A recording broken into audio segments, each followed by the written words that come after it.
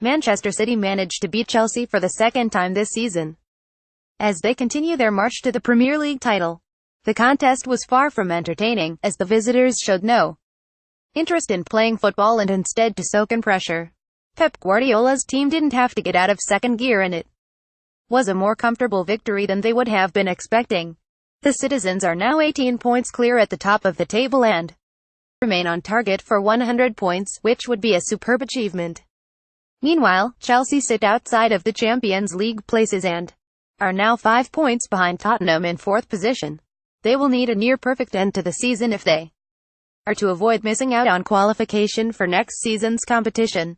Here are 3 talking points from the Etihad Stadium. Photo by Lawrence Griffiths. Getty Images. David Silva showed his class. The 32-year-old has been at Manchester City for the majority of their journey from Premier League also rants to elite super club, and he remains a crucial player for them under Pep Guardiola. If he had been in the team for the entire campaign, he would be running Kevin De Bruyne close for the PFA Player of the Year award. He is a classy operator who seems to get better with age. He got the important assist for the winning goal with a superb piece of play, and that is becoming par for the course for the Spanish international.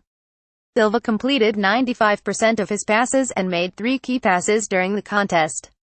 Meanwhile, he was very good out of possession as he made 3 ball recoveries. It has been incredible to watch Pep Guardiola get all of his attacking talent on the pitch at one time, but the improvement of both Silva and De Bruyne off the ball has helped achieve that. They are now complete midfielders and capable of thriving in both halves of the pitch.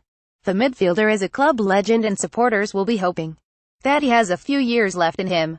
Photo by Lawrence Griffiths. Getty Images. Antonio Conte continues to make puzzling decisions. Last season, the Italian was lauded every week as his side won the league title comfortably, but he has failed to follow it up with a good second campaign. There have been a lot of problems for Chelsea this season, including recruitment, tactics and player performance. They have been reliant on Eden Hazard, and as the campaign has progressed, the team have lost their intensity, which suggests they no longer believe in Conte. Their 3-4-2-1 formation was revolutionary, but they have moved away from it frequently this season and haven't been able to settle on a first 11. That was one of Chelsea's strengths last season. Gary Cahill and David Luiz have been sidelined, while Alvaro Morata has failed to replace Diego Costa sufficiently. On Sunday, Conte chose to field Hazard as a lone frontman, but he struggled to impact the game in that role. He is best when having space in front of him to run into, and he didn't have that against Manchester City. The Belgian international was isolated and touched the ball only 31 times. It was a tactical error and one that blunted Chelsea's attack before a ball was kicked. Photo by Sean Botterill. Getty Images. Ilkay Gundogan is flourishing in the middle of the park for Manchester City. The former Borussia Dortmund midfielder has had his problems since arriving in the Premier League.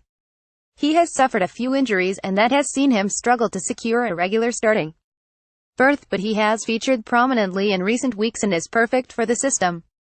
Gundogan recycles possession effectively, and that is required, especially when the opposition team sits deep.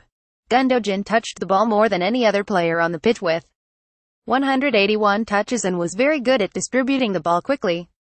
He finished the match with a 96% pass success rate, which shows his role. He wasn't taking any risks and he didn't have to. City have a lot of attacking talent, and the German international isn't required to try risky passes to influence the game.